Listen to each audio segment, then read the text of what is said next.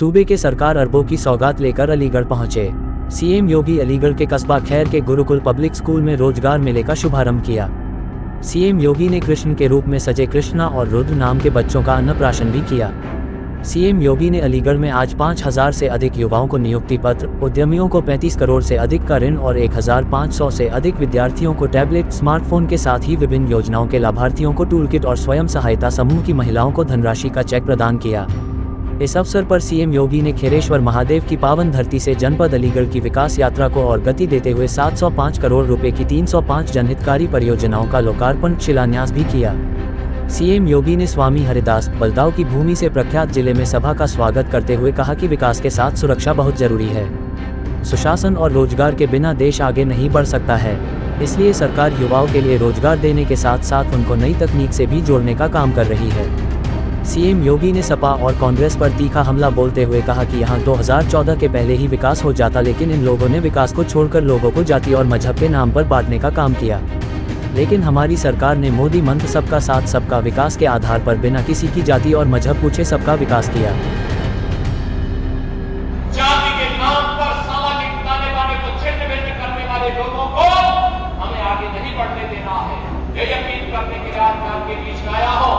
एक बार फिर से विकास की इस प्रक्रिया में अलीगढ़ के योगदान के लिए आपके प्रति, अलीगढ़ वासियों के प्रति हृदय से आभार व्यक्त करते हुए इन नौजवानों का टैबलेट किया गया है, इन नौजवानों को बधाई देता हूं और मैं आश्वस्त करता हूं तकनीकी दृष्टि से सक्षम बनिए, रोजगार और नौकरी की गारंटी हमारी होगी। ये सरकार प्रधानमंत्री मोदी जी के नेतृत्व में मिशन रोजगार के कार्यक्रम चला रही है।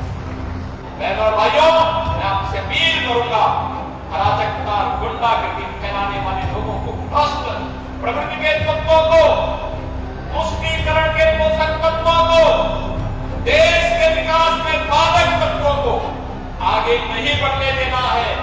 बहनों और भाइयों, मैं आपको एक बार फिर से आश्वस्त करता हूं, उत्तर प्रदेश आज प्रधानमंत्री मोदी जी के मार्गदर्शन में, उनके नेतृत्व में बहुत अच्छी दिशा में आगे बढ़ चुका है।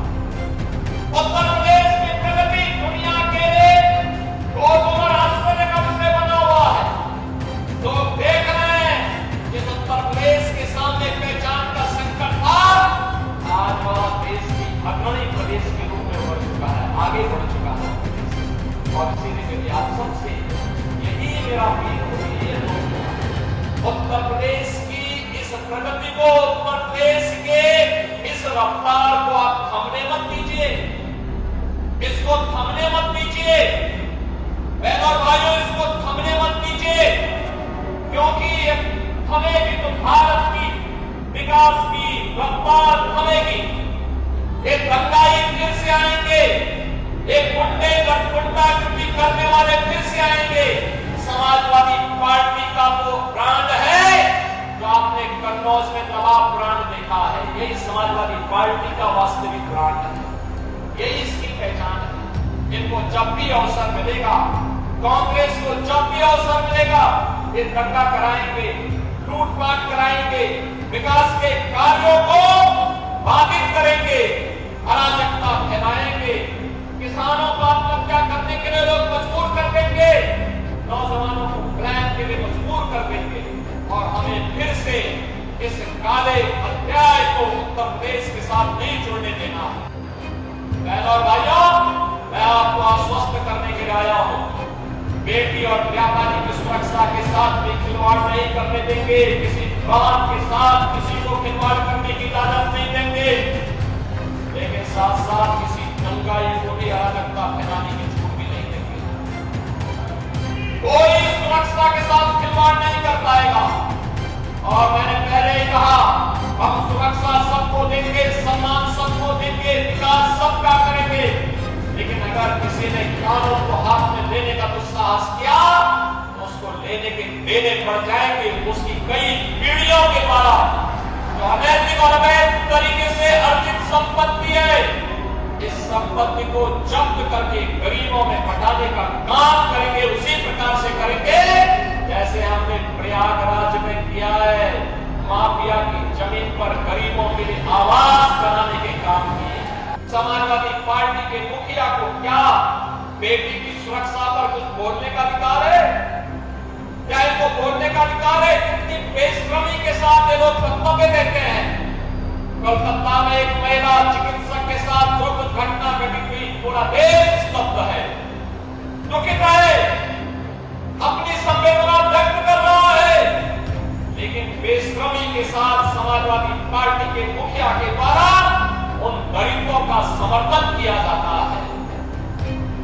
अयोध्या में एक निषाद बेटी के साथ जो कुछ घटना घटी हुई समाजवादी पार्टी के पदाधिकारी के द्वारा, कन्नौज में जो कुछ हुआ, ये सब घटनाएं ये बताती है कि कांग्रेस हो या समाजवादी पार्टी, इनके अंदर, बहनों और भाइयों, इनके अंदर लगता है जिन्ना की आत्मा घुस गई है, और जिन्ना की आत्मा घुस करके फिर से जिन्ना ने देश का विभाजन करने का पाप किया था, और इसीलिए अंतिम समय में घुट-घुट करके मरा था।